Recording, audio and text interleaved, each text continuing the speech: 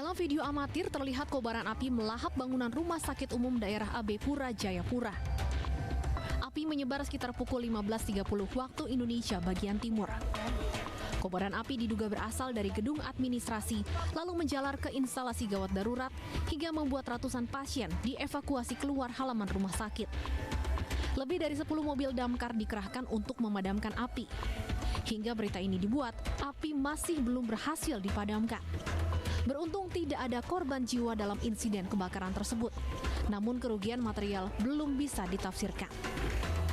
Dari Jayapura, Papua, Omega Bat Korumbowa, iNews melaporkan.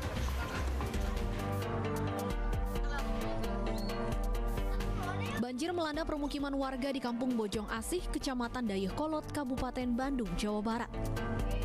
Ketinggian air yang menggenangi rumah warga berkisar antara 50 cm hingga titik terdalam mencapai 120 cm. Total sebanyak 2.500 rumah di wilayah tersebut terendam banjir akibat luapan Sungai Citarum. Sebelumnya banjir sempat surut pada hari Senin, namun hujan deras yang mengguyur Bandung Raya membuat debit air Sungai Citarum kembali meluap ke permukiman warga. 70 cm 3 RW yang masih tergenang kemarin. Kalau hari ini ya yang tergenang ada 11 RW lagi. Meluas lagi berarti ya? Meluas. Total ada berapa rumah sih Pak Kadis yang terendam? Ada 2.300-an yang terendam. Banjir meluas hingga ke 11 RW akibat curah hujan tinggi yang terjadi sejak 4 hari lalu. Sejumlah warga mengungsi dan berharap bantuan dari pemerintah. Dari Kabupaten Bandung, Jawa Barat, Erik Fahrizal, iNews melaporkan. Sore hari ini, banjir luapan Sungai Citarum ini masih merendam permukiman warga di wilayah itu dan bisa saya perlihatkan. Tapi dan juga pemirsa, inilah situasi sore hari ini di Kampung Bojong Asih ini yang mana banjir luapan Sungai Citarum ini masih merendam rumah-rumah warga di kampung ini dengan ketinggian yang bervariatif mulai dari titik terendah di 50 cm hingga di titik terdalam yakni mencapai 120 cm. Selain merendam rumah, tapi dan juga pemirsa ini banjir luapan Sungai Citarum juga merendam jalan desa gitu yang akibatnya aktivitas warga sendiri ini menjadi terganggu sehingga mereka terpaksa harus menggunakan perahu kayu dan juga ban karet untuk beraktivitas untuk menerobos genangan banjir keluar dari perkampungan untuk beraktivitas. Dan berdasarkan data yang sudah kami himpun begitu ada total sebanyak 2.500 rumah warga di Desa Dayakolot ini sendiri yang terendam banjir. Itu kembali ke Anda. Baik, Erik, 2.500 rumah warga yang terdampak banjir. Kemudian apakah warga tetap bertahan di dalam rumah mereka atau ada yang mengungsi sebagian, Erik?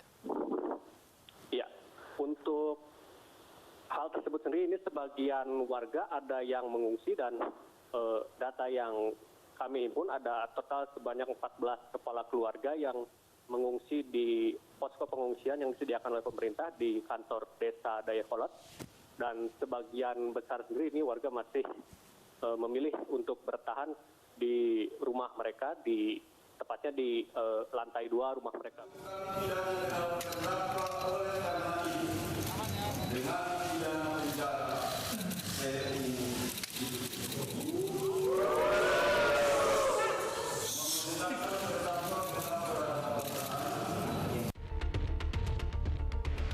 Mantan Kapolda Sumatera Barat Irjen Pol Teddy Minahasa divonis penjara seumur hidup dalam sidang putusan perkara peredaran narkotika jenis sabu.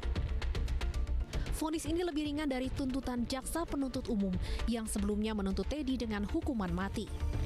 Dalam putusannya, Majelis Hakim Pengadilan Negeri Jakarta Barat menilai Teddy terbukti secara sah dan meyakinkan bersalah terlibat dalam peredaran sabu sebagaimana dakwaan jaksa penuntut umum. Atas vonis ini, Teddy Minahasa akan mengajukan banding. Yang pertama, syukur bukan hukuman mati, itu dulu. Ya. Jadi bukan hukuman mati. Yang kedua, perjuangan masih panjang. Masih ada banding, kasasi, dan PK. 6 terdakwa lain dalam kasus yang menjerat Teddy Minahasa akan menjalani sidang putusan yang akan digelar pada Rabu besok. Dari Jakarta, Tim Liputan iNews melaporkan.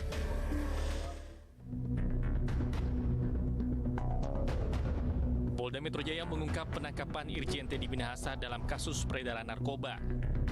Di Narkoba Polda Metro Jaya, Kombes Mukti Juharsa menyatakan dalam kasus ini Teddy Minahasa menjadi pengendali penjualan narkoba seberat 5 kg. Keterlibatan Teddy terendus setelah Polres Jakarta Pusat dan Polda Metro Jaya menangkap sejumlah anggota polisi terkait peredaran narkoba. Dari keterangan saudara D dan saudara L menyebutkan adanya keterlibatan Irjen Pol PM selaku Kapolda Sumbar sebagai pengendali BB 5 kg sabu dari Sumbar, di mana sudah menjadi 3,3 BB yang kita amankan, 3,3 kg BB sabu yang kita amankan, dan 1,7 kg sabu yang sudah dijual oleh saudara DG yang telah kita tahan dan diedarkan di Kampung Bahari. Sebelumnya dalam keterangan persnya, Kapolri Jenderal Listio Sigit Prabowo menegaskan tidak akan main-main terhadap anggotanya yang terlibat kasus narkoba. Irjen TM dinyatakan sebagai terduga pelanggar dan sudah dilakukan penempatan khusus. Kemudian tentunya terkait dengan hal tersebut, saya minta agar Kadif Propam segera melaksanakan pemeriksaan terkait etik untuk kemudian bisa kita proses dengan ancaman hukuman PTDH. Selain itu, saya minta kepada Kapolda Metro untuk melanjutkan proses terkait dengan penanganan kasus pidananya. Jadi saya minta siapapun itu, apakah itu masyarakat sipil, ataukah Polri, bahkan sampai Irjen TM sekalipun, saya minta untuk diproses tuntas dan terus dikembangkan. Jadi ada dua hal, proses etik dan proses pidana.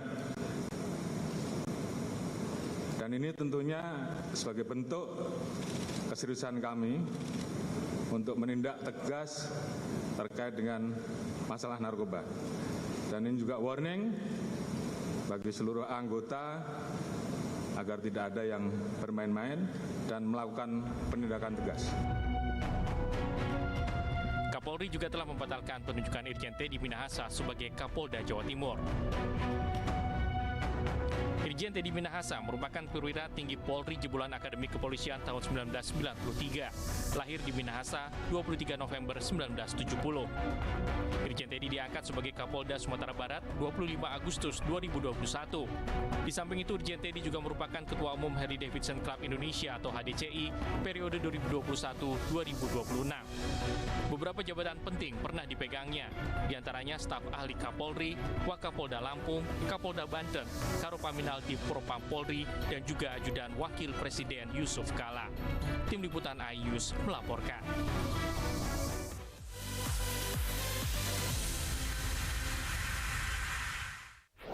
Berita menarik dan faktual kami hadirkan ada untuk 5 Anda. pilihan lokasi Formula E. Dan bagus juga untuk Indonesia akan disiarkan di seluruh dunia. Jutaan warga memberikan penghormatan terakhir bagi Serta dialog komprehensif bersama narasumber. Harga minyak goreng curah dari telahan Satgas Pangan. Presiden Joko Widodo merombak besar-besaran susunan kapal. Bagaimana situasi terkini? Kobaran api dan kepulan asap membumbung dari iNewsroom, Senin sampai Jumat pukul 5:30 sore hanya di iNews.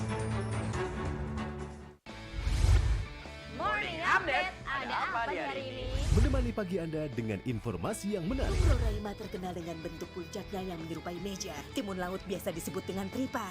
Bersama bintang tamu yang inspiratif. Di atas lutut kiri, tinggal angkat tangannya ke atas. Morning Update, Senin sampai Jumat pukul 7 pagi di iNews. Eksklusif untuk Anda. Investigasi eksklusif.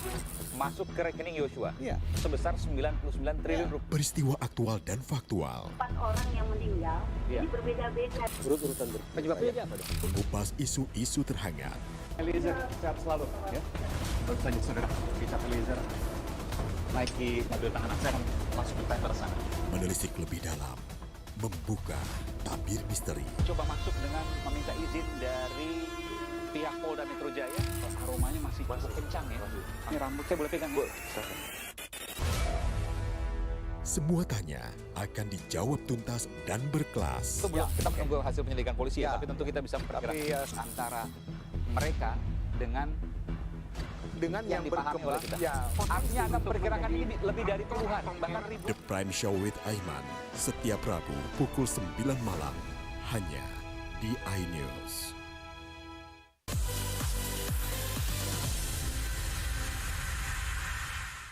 Satu dari dua wanita tak dikenal langsung terkapar saat hendak diamankan petugas kepolisian di depan Istana Negara Gambir, Jakarta Pusat. Keduanya terpaksa diamankan lantaran nekat memaksa masuk dengan berusaha menerobos pagar istana. Dua wanita bernama Nila Kanti berusia 37 tahun, warga asal Dompu, Nusa Tenggara Barat, dan Maria Trihartati berusia 48 tahun, warga asal Bandar Lampung. Diduga aksi nekat dilakukan keduanya demi mengadu kepada Presiden Jokowi atas persoalan hukum yang tengah mereka hadapi. Dua buah tas berisi pakaian dan sejumlah berkas laporan polisi diamankan petugas. Kurang lebih sekitar pukul 10.45 ada dua orang wanita berada di depan istana. Setelah kita dalami bahwa yang bersangkutan ingin menyampaikan aspirasi ataupun keluh kesahnya terkait dengan permasalahan yang berbeda. Kejadiannya pada siang tadi didapati dua orang perempuan yang berada di depan istana, tepatnya di pintu masuk Monas ya, sedang berjalan sebagaimana lazimnya masyarakat yang akan ke Monas, maka petugas itu menganggap hal yang biasa. Namun satu orang dari dua orang wanita ini berinisial M menyeberang mendekat ke arah pintu gerbang istana, ya belum sampai menerobos, jadi masih sampai pembatas barier, ya barier pembatas. Kader PP Muhammadiyah mendatangi Mabes Polri untuk memenuhi panggilan penyidik Direktorat Tindak Pidana Siber di Tipit Siber Bariskim Polri pada Selasa siang. Didampingi kuasa hukumnya, Wakil Ketua Majelis Pustaka dan Informasi PP Muhammadiyah, Ismail Fahmi, memasuki Mabes Polri untuk memberikan keterangan terkait ujaran kebencian dan ancaman pembunuhan terhadap warga Muhammadiyah yang dilakukan oleh AP Hasanuddin. Ini tegas, jangan sampai satu masyarakat mudah menyampaikan ucapan seperti itu ya di media sosial karena sangat berbahaya. Kemudian yang kedua, pelajaran juga supaya warga negara kita ini ya ketika mendapatkan seperti ini tidak mudah terprovokasi. Dan yang untuk melakukan itu, untuk itu terjadi, ada syaratnya adalah penegakan hukum. Ya, kita harapkan penegakan hukum dari polisian dan kemudian dari pengadilan nantinya. Selain Ismail Fahmi, kepolisian juga turut memanggil Sekretaris Majelis Wakaf PP Muhammadiyah Masuri Masuda dan Rektor Universitas Muhammadiyah Jakarta Mahmud Murad sebagai saksi dengan waktu berbeda. Diketahui AP Hasanuddin ASN BRIN ditangkap polisi 30 April lalu atas kasus ujaran kebencian terhadap Muhammadiyah buntut dari perbedaan penetapan 1 Syawal 1444 Hijriah. Selain ujaran kebencian, AP Hasanuddin juga menuliskan ancaman pembunuhan terhadap warga Muhammadiyah yang dituliskan melalui laman komentar media sosial. Dari Jakarta, Rian Rahman, Dipo Andi Muharram, iNews melaporkan.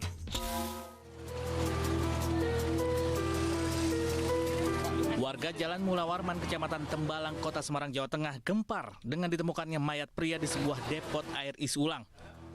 Mayat korban dicor di sela-sela ruko dalam keadaan termutilasi. Mayat ditemukan usai kerabat korban mencium aroma tak sedap dari lokasi.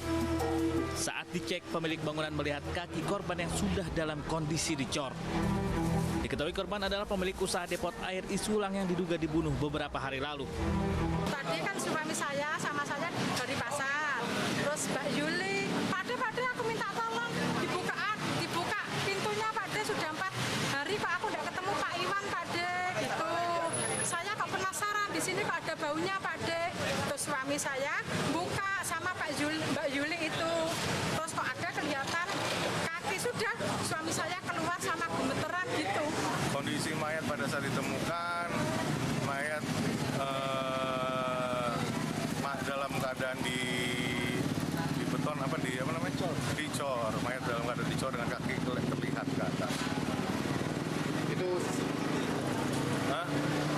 posisi terbalik dengan kaki di atas. Polisi membawa jasad korban ke kamar mayat Rumah Sakit Dr. Karya di Semarang untuk diotopsi. Polisi telah memeriksa 1 orang saksi untuk dimintai keterangan. Polisi pun juga sedang mencari keberadaan seorang karyawan yang menghilang pasca kejadian.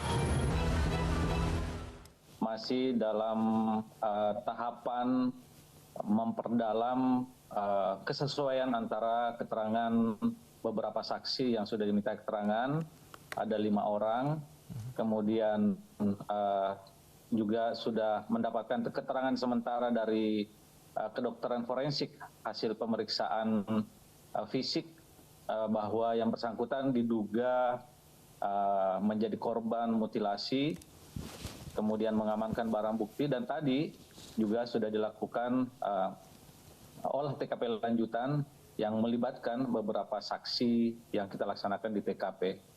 Mudah-mudahan tidak dalam waktu yang lama peristiwa ini bisa kita ungkap berdasarkan keterangan-keterangan saksi, persesuaian alat bukti yang ada. Mohon doanya saja, Mas. Oke, Pak Irwan, ini korban ini kan dimutilasi kemudian dicor. Apakah dari fakta yang didapatkan dari hasil olah TKP ini juga diketahui, Pak, apakah korban ini meninggal karena dimutilasi atau dicor? Jadi saksi yang mengetahui aktivitas korban itu melihat korban masih beraktivitas sampai dengan Kamis malam. Oke. Kemudian aktivitas toko milik korban seharusnya kan beroperasi mulai dari Jumat sampai dengan Kamis, kemudian oleh masyarakat dicurigai ada bau menyengat dari TKP. Itu aktivitas saksi juga sudah tidak terlihat lagi. Jadi kemungkinan atau diduga itu proses penganiayaan ataupun pembunuhan ataupun eksekusi mutilasi terhadap korban itu terjadi pada Kamis malam atau sampai dengan Jumat dini hari. Oke, sebelum kejadian ini apakah juga dari saksi yang tentu saja sudah diperiksa mendengar ada cekcok, kemudian sempat ada pertengkaran, Pak, yang diketahui? Saksi di lokasi tersebut itu tinggal sendiri dan dibantu oleh salah satu karyawannya, atas juga masih dalam proses pencarian. Mudah-mudahan seiring sejalan dengan ditemukannya H juga ini bisa menguak lebih jauh sebenarnya peristiwanya seperti apa. Tentu kita masih menunggu hasil pengejaran yang dilakukan oleh anggota Satreskrim Polrestabes Semarang. Oke, Pak Irwan, artinya bisa dikonfirmasi ya, ada 1 orang karyawan korban ini yang hingga kini menghilang, Pak, ya? Iya, betul, Mas. Dan identitasnya sudah diketahui, Pak, ya? Sudah diketahui. Yang bersangkutan, si karyawan ini bahkan lebih sering, kan yang bersangkutan punya beberapa karyawan, antara lain ada karyawan inisial H. Inilah yang kemudian masih dalam proses pengejaran oleh Satuan Reserse. Oke, Pak Irwan, terakhir Pak, selain fokus untuk mencari keberadaan 1 orang karyawan yang hilang ini, kemudian proses selanjutnya ini seperti apa yang difokuskan oleh polisi? Kita tentu fokus utama adalah bagaimana caranya agar karyawan yang menghilang ini bisa diketemukan, kemudian yang tadi itu memperkuat bukti-bukti keterangan saksi di lapangan, di TKP yang mengetahui aktivitas korban maupun aktivitas orang-orang yang ada di sekitar TKP, setidaknya mulai dari hari Kamis malam sampai dengan peristiwa ini terungkap pada Senin siang kemarin.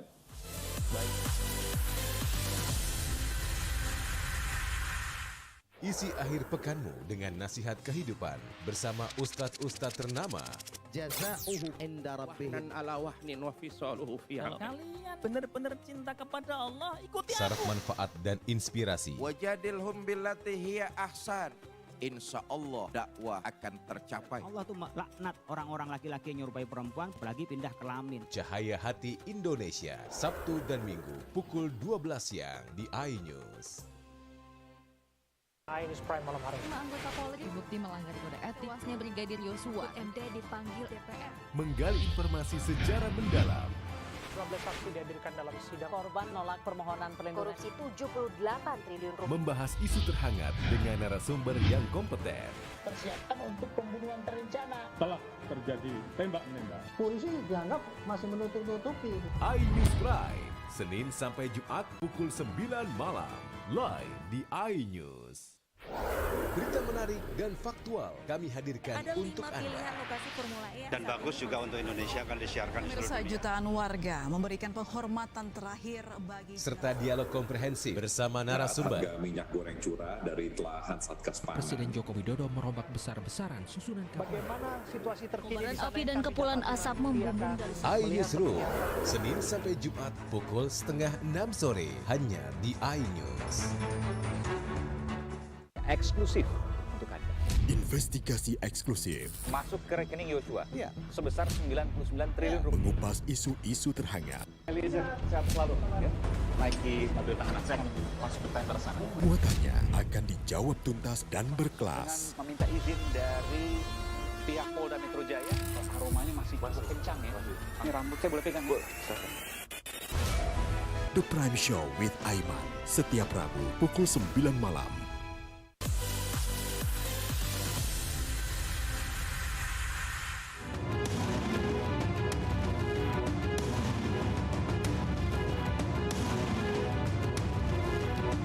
Mario Dandi, tersangka penganiayaan David, kembali dilaporkan tim kuasa hukum AG dengan dugaan pelecehan seksual.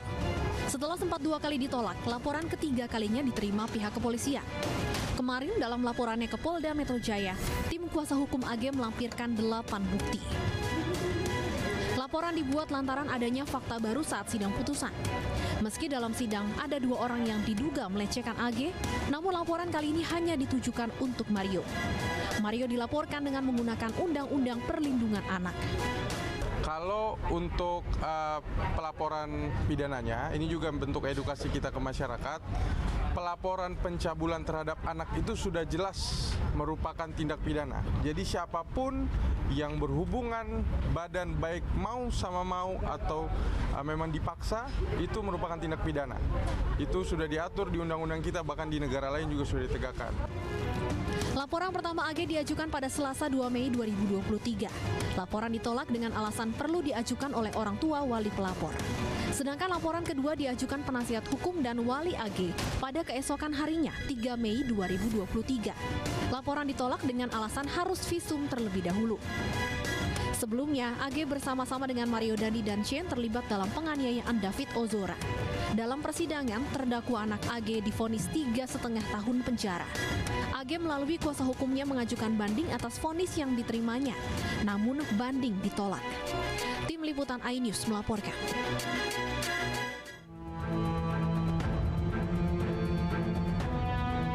Hingga kini Mario Dandi, anak mantan pejabat pajak yang menjadi tersangka kasus penganiayaan, belum juga diadili.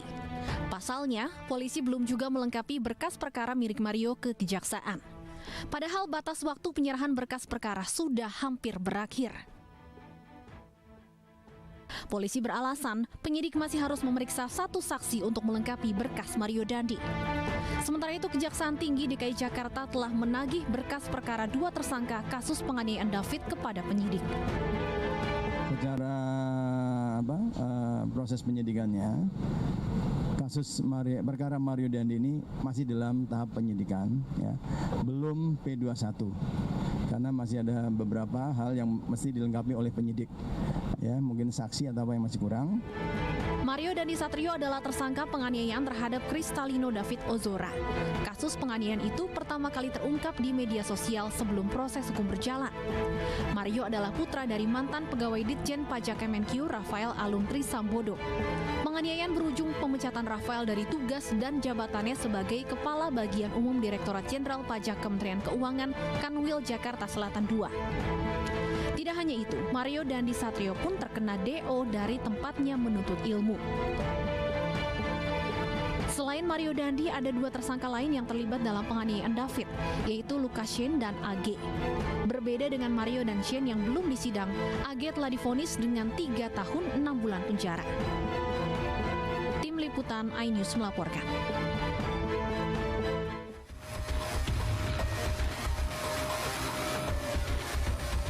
Usai dipecat dan ditetapkan sebagai tersangka akibat buntut penganiayaan yang dilakukan anaknya terhadap Ken Admiral, AKBP Akhirudin Hasibuan hadir dalam rekonstruksi penganiayaan yang digelar Polda Sumatera Utara. Di hadapan awak media, Akhirudin berusaha tegar dan menjawab sejumlah pertanyaan terkait reka ulang yang dijalani oleh anaknya. Akhirudin mengaku telah meminta maaf kepada keluarga korban serta mengungkap latar belakang keluarga korban dan saksi yang juga berasal dari keluarga perwira Polri. Iya memang si Ken itu adalah ponakan Pak Edi Pariadi Kombes Pol yang sekarang sedang mengikuti pendidikan di Sespinti. Si Kasmal itu adalah anak dari Bapak Kombes Pol Indra Salibu dan Satbrimo Kepri yang sekarang juga sedang mengikuti pendidikan di Sespinti. Ya, si apa itu ngakunya saya nggak tahu ya. Siapa namanya itu si Rio ngakunya Pak anak Kombes Pol Misbahul Munawir. Tidak sama Kapolda Aceh. Jadi makanya saya bilang waktu pengarah saya ini, nak kita sama-sama anak polisi, keluarga polisi dah ya. Itu yang kita sangat-sangat. Usai menjalani rekonstruksi, Akhirudin Hasibuan dan anaknya Aditya Hasibuan kembali mendekam di Polda Sumatera Utara. Dari Medan, Sumatera Utara, Aminur Rasid, iNews melaporkan.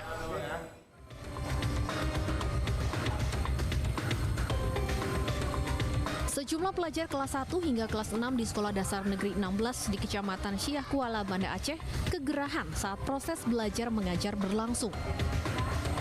Kondisi gerah akibat cuaca panas hingga mengeluarkan keringat sudah dirasakan siswa dan guru sejak beberapa pekan terakhir. Pihak sekolah mengizinkan siswanya untuk membawa kipas angin mini portable dan kipas buku, serta memberikan kesempatan bagi siswa untuk minum kala belajar. Hal ini sengaja dilakukan untuk mencegah dehidrasi bagi siswa. Selama kami mengalami cuaca yang ekstrim, di sini kami dari pihak sekolah itu mengoptimalkan pembelajaran tetap, itu seperti membuka jendela, melakukan aktivitas pembelajaran di luar kelas, di ruang-ruang terbuka, karena kita juga ada kurikulum pendamping di sekolah kita, yaitu kurikulum berbasis ekosistem. Nah, jadi banyak pembelajaran juga bisa dilakukan di luar kelas. Nah, sementara di kelas sendiri, kita juga membenarkan anak-anak menggunakan kipas tangan misalnya untuk. Meski pihak sekolah menyediakan kipas angin di kelas, namun sejumlah siswa mengaku masih kegerahan sehingga mereka sengaja membawa kipas angin tambahan. Kondisi ini tentu mengganggu fokus belajar anak didik. Adik kenapa bawa kipas? Panas. Panas? Sejak kapan? Dari hari Jumat. Jumat. Itu kalau belajar panas sejak mana? Belajar panas.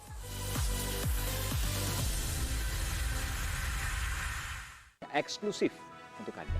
Investigasi eksklusif.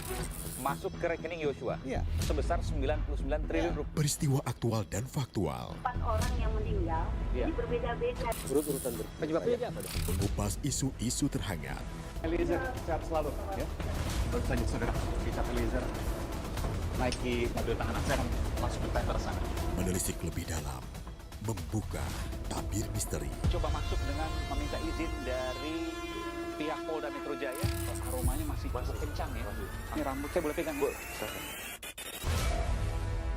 Semua tanya akan dijawab tuntas dan berkelas. Sebelum kita menunggu hasil penyelidikan polisi, tapi tentu kita bisa memperkirakan antara mereka dengan yang dipahami oleh kita.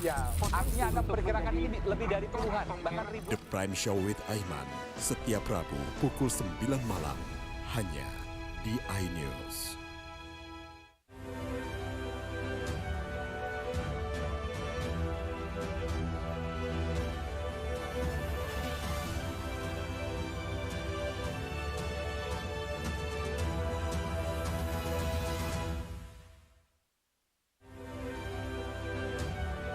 Ratusan guru lulus P3K antri di BKD Sumsel.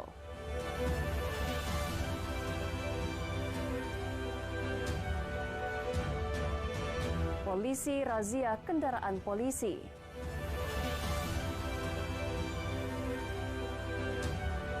Ratusan hektar sawah di Ogan Ilir terendam banjir.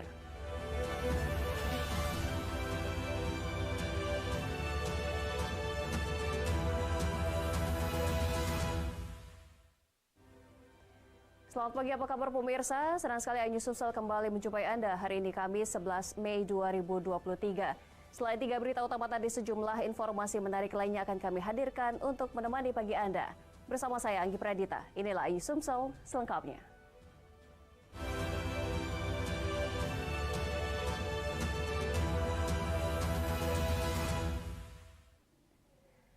Kita awali berita pagi ini pemirsa, kantor BKD Provinsi Sumsel beberapa hari ini terlihat penuh. Terlihat antrian ratusan guru yang hendak melakukan penyerahan berkas pasca lulus dalam seleksi P3K tahun 2022. Para guru mengaku sudah ikut antrian sejak dini hari.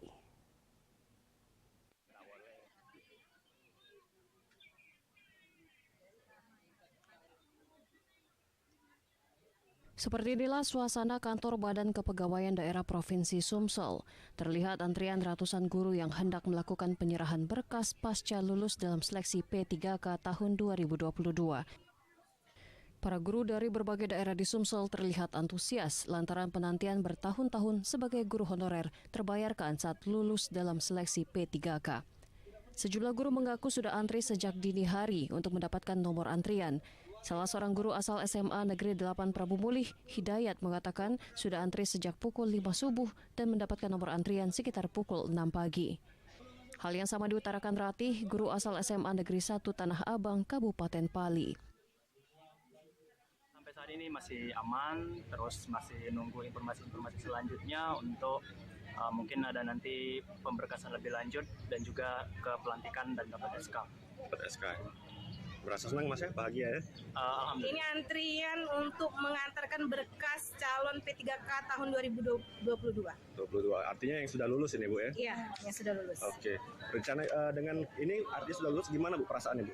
Oh, alhamdulillah senang sekali Pak. Penantian selama 2 tahun ini terbayar sudah dengan... Kepala Bidang Pembinaan Pegawai BKD Sumsel Masirul mengatakan 3.563 P3K fungsional guru di lingkungan Pemprov Sumsel memasuki tahap penyerahan berkas sejak tanggal 24 April hingga 17 Mei tahun 2023. Ini sampai tanggal berapa Pak dibuka? Kalau jadwal kita sampai tanggal 17 Mei. Sampai 17 Mei. Iya, tapi karena ini antusiasnya banyak, mereka mau buru-buru mau cepat. Jadi sebenarnya ini sudah diatur perharinya sekian. Karena mereka mau cepat-cepat, jadi banyak yang tidak sesuai jadwal mereka datang. Pihak BKD Sumsel membuka pelayanan 2 gelombang. Gelombang pertama pelayanan bagi 500 orang peserta dilakukan hingga pukul 12 siang. Dan gelombang kedua dilakukan sekitar pukul 1:30 siang. Dari Palembang, Bambang Irawan, iNews melaporkan.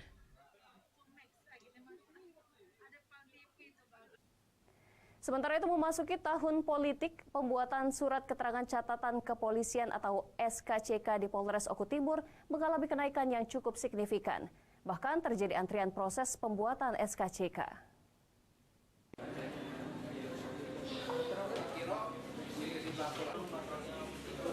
Pesta demokrasi sebentar lagi akan segera dimulai, sehingga para bakal caleg berlomba-lomba ingin mengikuti pesta demokrasi tersebut.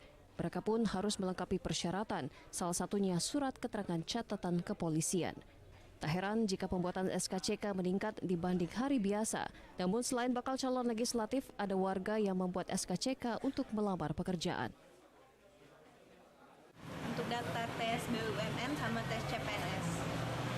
Dalam pembuatan SKCK-nya ada kendala nggak, Pak? Alhamdulillah nggak ada kendala karena petugasnya di sini ngarahin tahap-tahapnya. Pelayanan SKCK Polres Oku Timur selain datang ke Mapores Ogan Komering Ulu Timur, kami berikan layanan yang terbaik. Kami juga menyiapkan layanan SKCK siap jelajah Anda. Jadi bagi masyarakat yang membutuhkan SKCK yang ada di desa-desa, kami petugas pelayanan SKCK dengan berkoordinasi dengan Satreskrim akan melayani mereka sampai ke desa-desa.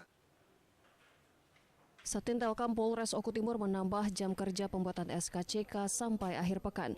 Untuk mengantisipasi antrian panjang, Satintelkam Polres Oku Timur mengusung program Sijada SKCK. Dari Oku Timur, Jatmiko Ayus melaporkan. Pemirsa, demi memberikan rasa kepercayaan kepada masyarakat, Satuan Provos Polrestabes Palembang merazia kendaraan milik anggota Polrestabes Palembang yang tak dilengkapi surat-surat penting kendaraan.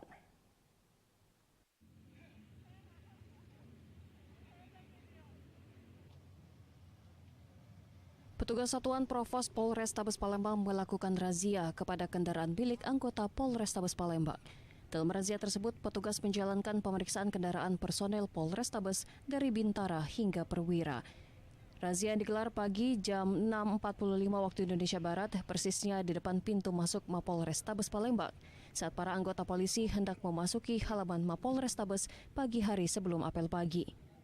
Dari razia tersebut, petugas Provos berhasil mengamankan kendaraan yang tak dilengkapi surat kendaraan.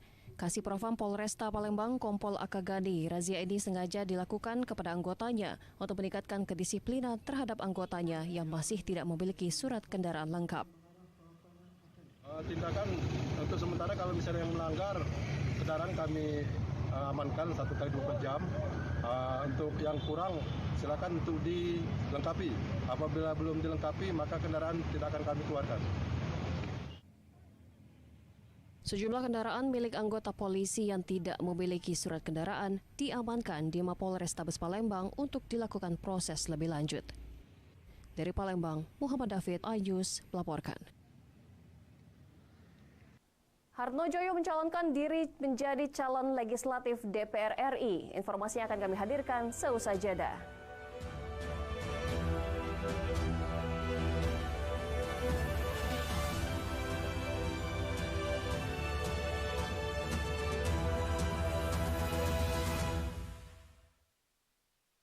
Isi akhir pekanmu dengan nasihat kehidupan bersama ustadz-ustadz ternama.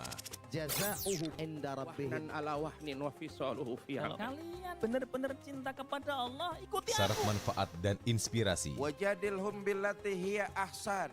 Insya Allah dakwah akan tercapai. Allah tuh laknat orang-orang laki-laki yang nyerupai perempuan, apalagi pindah kelamin. Cahaya Hati Indonesia, Sabtu dan Minggu pukul 12 siang di iNews. iNews Prime malam hari. 5 anggota Polri terbukti melanggar kode etik. Tuasnya Brigadir Yosua, MD dipanggil DPR. Menggali informasi sejarah mendalam. 12 saksi dihadirkan dalam sidang. Korban nolak permohonan perlindungan. Korupsi 78 triliun rupiah. Membahas isu terhangat dengan narasumber yang kompeten. Persiapan untuk pembunuhan terencana. Telah terjadi tembak-menembak. Polisi dianggap masih menutup-nutupi. iNews Prime, Senin sampai Jumat pukul 9 malam. Live di iNews. Berita menarik dan faktual kami hadirkan untuk Anda. Ada 5 pilihan lokasi Formula E. Dan bagus juga untuk Indonesia akan disiarkan di seluruh dunia. Jutaan warga memberikan penghormatan terakhir bagi serta dialog komprehensif bersama narasumber. Harga minyak goreng curah dari telahan Satgas Pangan. Presiden Joko Widodo merombak besar-besaran susunan kapal. Bagaimana situasi terkini? Kobaran api dan kepulan asap membumbung dari iNewsroom, Senin sampai Jumat pukul 5:30 sore hanya di iNews. Morning Update, ada apa di hari ini? Menemani pagi Anda dengan informasi yang menarik. Roraima terkenal dengan bentuk puncaknya yang menyerupai meja. Timun laut biasa disebut dengan tripang. Bersama bintang tamu yang inspiratif. Ini di atas lutut kiri, tinggal angkat tangannya ke atas. Morning Update, Senin sampai Jumat pukul 7 pagi di iNews. Kompilasi seputar keunikan, keajaiban, dan hal-hal menarik di berbagai belahan dunia. Tahukah Anda jika di bumi ini banyak jenis hewan yang masih misterius? Sebuah kawas secara tiba-tiba muncul di wilayah semenanjung Yamal Peninsula. Inilah kucing berkaki hitam yang hidup di 3 negara di Afrika. Lucu namun mematikan. OMG, setiap hari pukul 19.45 di iNews.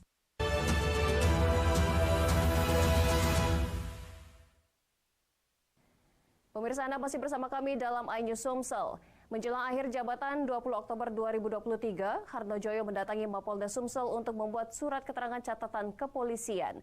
Wali Kota Palembang ini dipastikan maju sebagai calon legislatif DPR RI dari Partai Demokrat.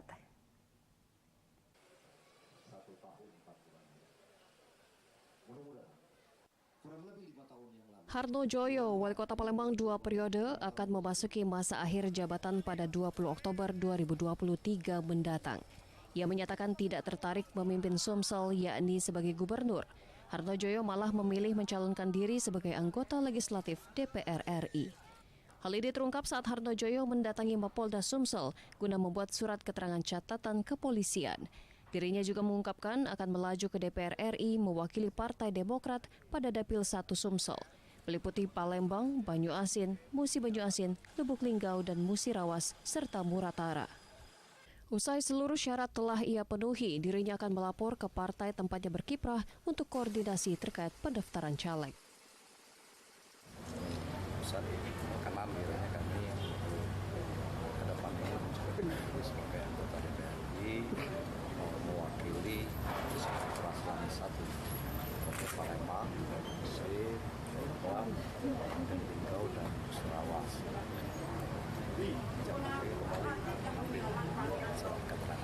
Berarti hari ini dari Partai Demokrat, Mas? Iya, Partai Demokrat. Tidak langsung ke KPU, Pak, ya? Pendaftaran calon legislatif telah dibuka sejak 1 Mei kemarin. Dari Palembang, Erwin Setiawan, iNews melaporkan. Sementara itu, pemirsa, video Kades Perambahan Baru Kecamatan Banyuasin 1, Kabupaten Banyuasin, Muhammad Basri, didatangi seorang pria diduga preman menantang duel dan mengeluarkan kata-kata tak pantas, serta menghina profesi Kades beredar di media sosial.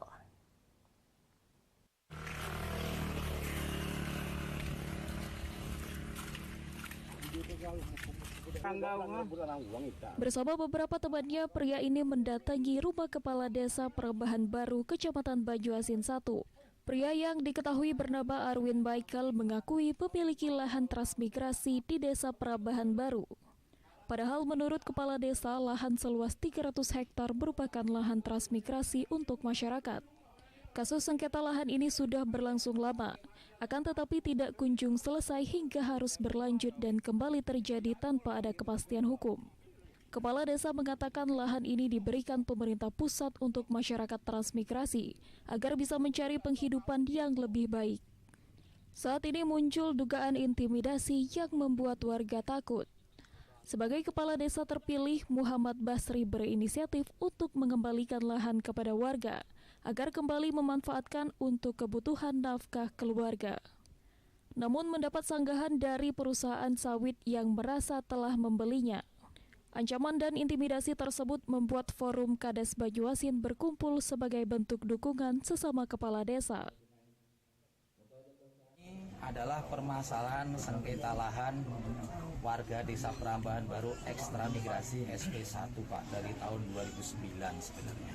Rumah kami selaku kepala desa Perambahan Baru, Pak, rumah kadesnya digeratak, dihancurkan, ini Pak, kaca-kacanya masih semuanya, bahkan dijarah isinya, Pak. Dari permasalahan sedemikian rupa termasuk pelecehan terhadap pemerintah Desa Perambahan, menyampaikan sikap terkait pernyataan Saudara Arwin Michael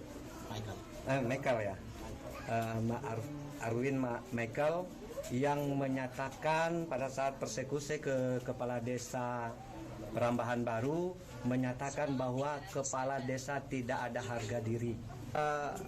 Dari sini kami langsung berangkat ke Polda untuk melaporkan permasalahan. Tahun 2020 lalu, puluhan preman mendatangi ke rumah Kades dan melakukan pengerusakan rumah, serta menjarah harta benda. Dari Banyuasin, Ahmad Saiful, iNews melaporkan. Pemirsa, konflik perebutan kepemilikan lahan dan bangunan terjadi di Kota Palembang. Kali ini antara warga Sami Hamzah dengan Kodam 2 Sriwijaya.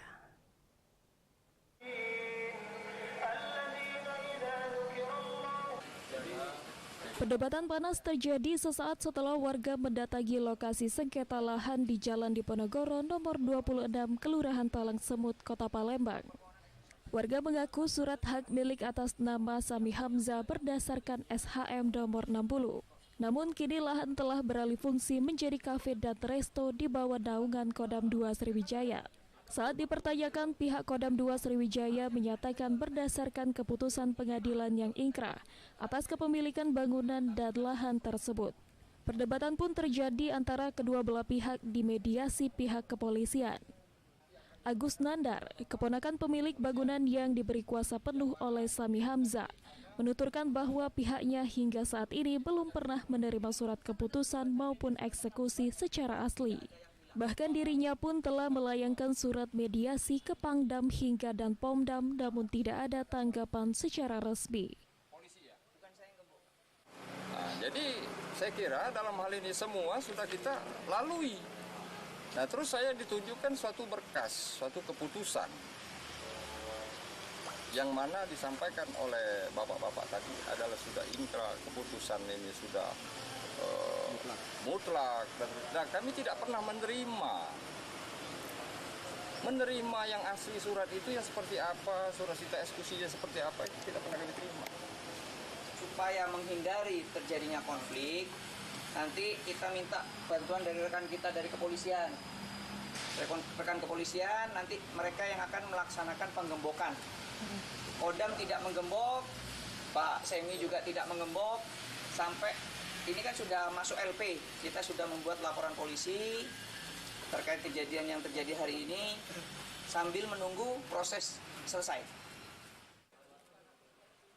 Untuk sementara, bangunan dan lahan dikosongkan dan digembok hingga adanya penyelesaian konflik lahan dan bangunan tersebut. Dari Palembang, Erwin Setiawan, iNews, melaporkan. Ratusan hektar sawah terendam banjir. Informasinya akan kami hadirkan seusai jeda, tetaplah bersama kami.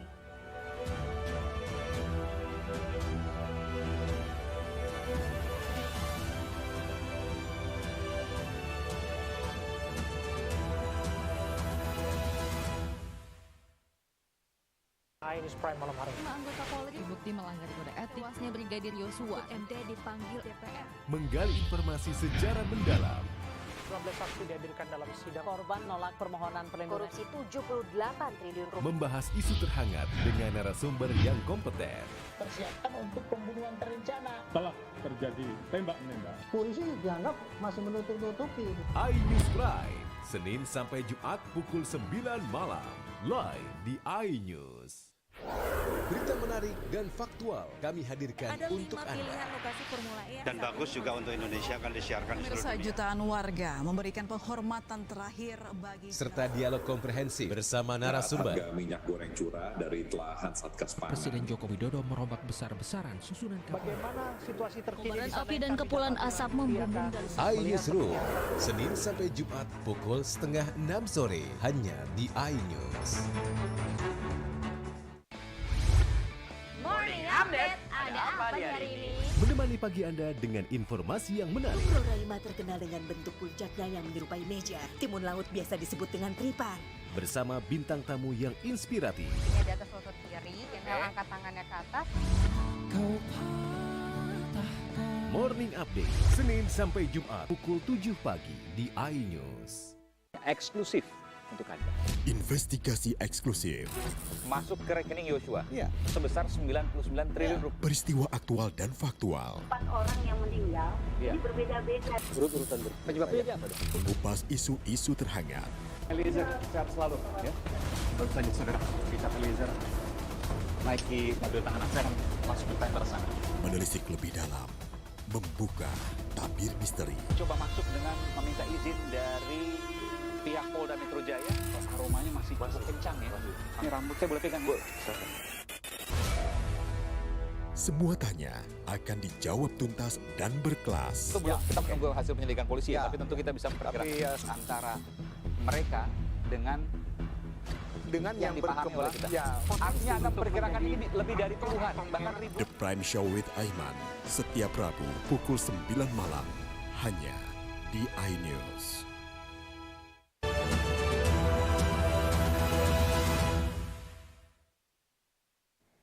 Pemirsa, terima kasih Anda masih bersama kami dalam iNews Sumsel. Sebuah truk angkutan batubara yang melaju dari Tanjung Enim menuju Lahat terperosok di Jalan Lingkar Jembatan Enim 3, Kota Muara Enim.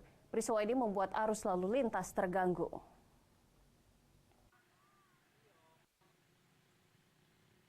Sebuah truk syarat buatan batubara nekat melaju pada malam hari saat kondisi jalan berlumpur dan minim penerangan.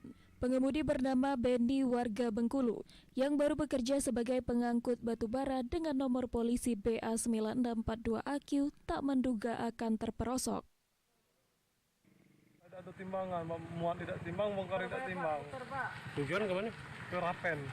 Ke Rapen ke situ, Lahat ya. Jam berapa kejadiannya? Jam 1 kurang lebih. 1 ya? Jam 1 malam tadi. Di sini memang tak kata penjaganya malam ini? Tidak ada. Kasat Lantas AKP Suwandi mengatakan berupaya mendatangkan alat berat untuk mengevakuasi truk sehingga arus lalu lintas kembali normal. Pengguna jalan diminta berhati-hati dan waspada dikarenakan kondisi jalan yang belum stabil akibat perbaikan dinding longsor. Bahwasanya jalan kabupaten ini kan belum dibolehin untuk dilintasi batubara. Demikian. Tadi kita membantu evakuasi ya? Betul, kami langsung melakukan pembantuan evakuasi dan kita carikan alat berat berikut anggota dan kri Terjawali turun ke lapangan supaya membantu supaya arus yang ada di kabupaten ini bisa dilalui oleh masyarakat lain. Kasat Lantas juga menghimbau kendaraan bernotase tinggi untuk tidak melintasi jalur Lingkar Enim 3 karena masih dalam perbaikan. Dari Muara Enim, Edwin Syahsatria, iNews melaporkan. Pemirsa, ratusan hektar sawah padi petani di Ogan Ilir terendam banjir. Kini tanaman padi milik petani terancam gagal panen.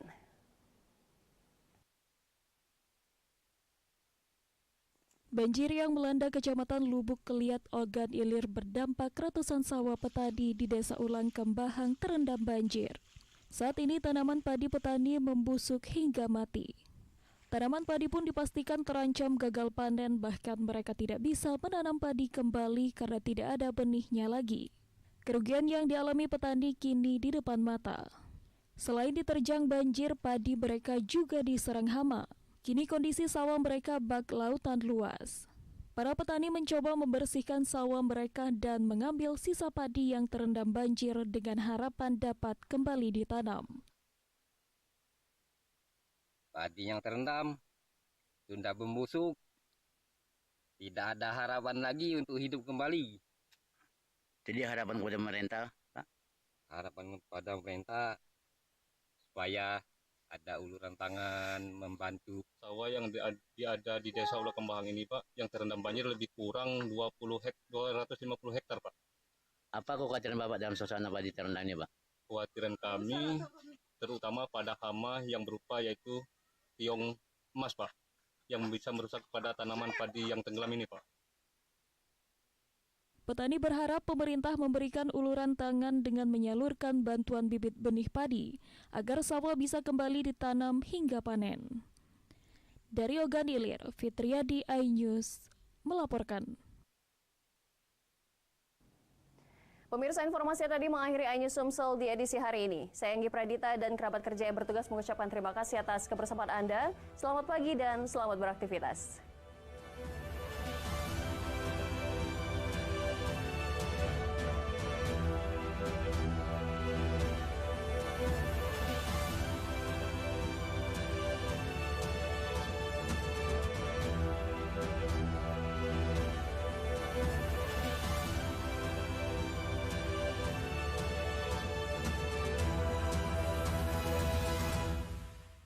Eksklusif untuk Anda.